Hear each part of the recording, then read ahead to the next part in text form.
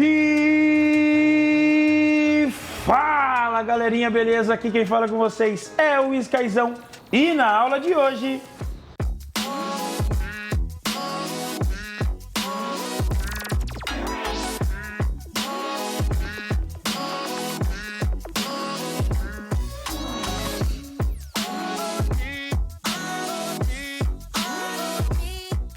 Bom, agora a gente vai falar da diferença de corretoras centralizadas e corretoras descentralizadas, tá?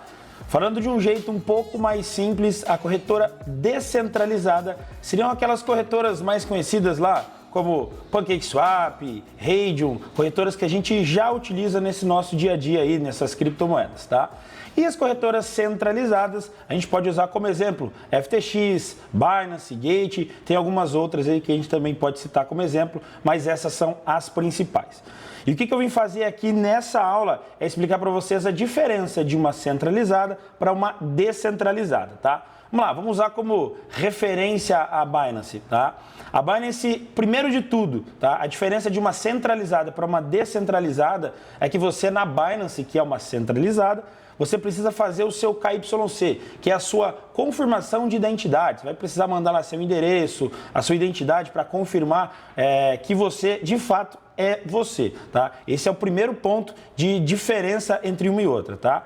Um outro ponto também que é bem, assim, que vale muito a pena a gente citar é que a própria Binance, a corretora que é centralizada, ela tem o controle do seu dinheiro muito mais do que uma DEX, que seria uma, vamos usar a PancakeSwap aqui para ficar mais simples a comparação, tá? E comparando essas duas corretoras, o que acontece? Na Binance, se você fizer uma movimentação muito grande, por exemplo, eu tenho um padrão de fazer uma movimentação de R$100 todos os dias lá dentro da minha Binance, tá? E por um momento eu do nada vou lá e faço uma movimentação de 50, 100 mil reais, tá? A Binance pode achar isso estranho, ela pode bloquear a sua conta por N motivos lá, tá? E você não tem o controle desse seu dinheiro, tá? Diferente de uma corretora descentralizada, onde você pode ir lá todo dia mexer R$1, né? Ou os mesmos 100, para a gente citar o mesmo exemplo. E, cara, você repete lá e tenta fazer uma transação de 50, 100, 200, 300 mil dólares. Você vai conseguir fazer essa transação da mesma forma, porque ela não vai te barrar. Ela, inclusive, nem sabe quem é você. Então, você vai conseguir, de fato, fazer a transação que você quiser. Bom, agora a gente vai falar dos pontos positivos e dos pontos negativos de uma corretora descentralizada e de uma centralizada. Vamos começar pela Binance, vamos começar por uma corretora centralizada, tá? Primeiro de tudo, a facilidade na hora de depositar. Você vai pegar um Pix, vai fazer o Pix, você vai conseguir fazer uma transferência bancária, então isso facilita muito as pessoas na hora de iniciar, tá? Geralmente, inclusive, o pessoal acaba usando a centralizada para entrar na descentralizada. Então, eles criam uma conta na Binance, FTX, fazem esse primeiro depósito e depois fazem uma transferência para uma carteira que a gente vai citar um pouquinho mais para frente numa descentralizada, tá? Tem uma facilidade também de você receber esse dinheiro, é um pouco mais fácil, tá?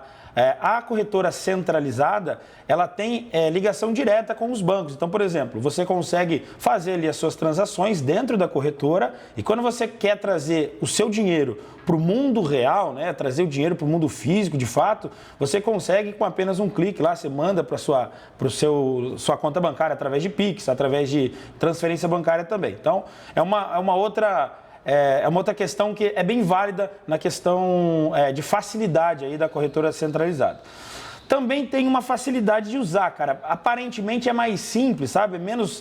É mais fácil você encontrar conteúdo também falando um pouquinho sobre Binance, né? Sobre FTX. Então, a gente sempre vai achar mais fácil usar essas corretoras aí centralizadas, tá? Agora vamos para os contras, e os contras são assim, eu acho que é o ponto que mais pega ali para o pessoal preferir de fato usar as descentralizadas, tá? A Binance, por exemplo, é como eu já citei um pouquinho acima, tá? A gente não tem o controle real do nosso dinheiro. Então, por momentos, a gente pode ser bloqueado. A gente pode hoje dormir lá, pô, amanhã eu vou fazer um saque de 50 mil reais para minha conta. Mas amanhã eu posso acordar e a minha conta estar bloqueada por algum motivo. Às vezes eles desconfiam de alguma coisa, vão lá e te bloqueiam. E claro, Eles vão desbloquear, você vai ter todo esse processo, mas às vezes você precisa desse dinheiro por algum motivo e você não tem, de fato, controle sobre ele, você não consegue sacar a hora que você quer em alguns momentos. Aí muitos vão dizer, pô, cara, mas eu nunca fui bloqueado. Cara, então você não movimentou muita grana ainda lá. Se movimentar muito, assim, dar esses sustos na própria Binance, ela realmente vai te bloquear um pouquinho, ela vai te dar um sustinho lá para você já ficar esperto e ver que você tem que ser gradativo, tem que ser... você vai movimentar... valores, né, parecidos sempre lá. Se você der um susto, né, de repente você está com R$100, de repente 100 mil, eles vão de fato desconfiar de alguma coisa, né, e vão acabar bloqueando a sua conta lá na Binance, tá? Mas o ponto para mim que também pega muito forte é o ponto do KYC, cara. Essa questão de você ter que ficar confirmando, validando sua identidade, você tem que validar a documentação, tem também um requisito, né, da documentação, que a documentação ela tem que ser 10 anos, ela não pode passar de 10 anos. Então, por exemplo, algumas pessoas que não têm, por exemplo, carteira de motorista, o cara que tem a sua identidade um pouco antiga, já tem um problema na hora de validar, inclusive, essa documentação lá na Binance, tá? Diferente das corretoras descentralizadas. Bom, agora a gente vai falar sobre pontos positivos e pontos negativos da corretora descentralizada, tá bom? Vamos usar como exemplo ali a que a gente já conhece, a PancakeSwap, que a gente faz a maioria das nossas transações, tá? E a gente já pode começar com os prós dela, falando que a gente tem mais controle e mais flexibilidade no nosso dinheiro, né? A gente consegue fazer transações diferentes, como eu citei lá da Binance, a gente consegue fazer transações ilimitadas. Eu posso, por exemplo, hoje, R$100, movimento, beleza, amanhã $100 mil, movimento também, não tem problema, eles não vão nem querer saber quem que é você e da onde que veio esse dinheiro, enfim. Essa é uma das vantagens, você pode fazer isso sempre que você quiser e a hora que você quiser também. Então, por exemplo, se você quiser 3 horas da manhã fazer algum tipo de transação, você vai conseguir fazer meio-dia, 1 hora, 2 horas. Então, você sempre vai ter essa autonomia de decidir o que você vai fazer, para qual token você vai trocar. Geralmente, nessas corretoras também descentralizadas, você encontra mais tokens também, porque numa corretora centralizada, você precisa entrar, o token, né, ele precisa entrar, né, na corretora para você poder fazer transação lá. Na PancakeSwap é muito mais fácil, também precisa ter essa entrada, mas é muito mais simples, muito mais fácil. Então acaba que você também encontra mais facilidade de trocar nas moedas que você quer, tá?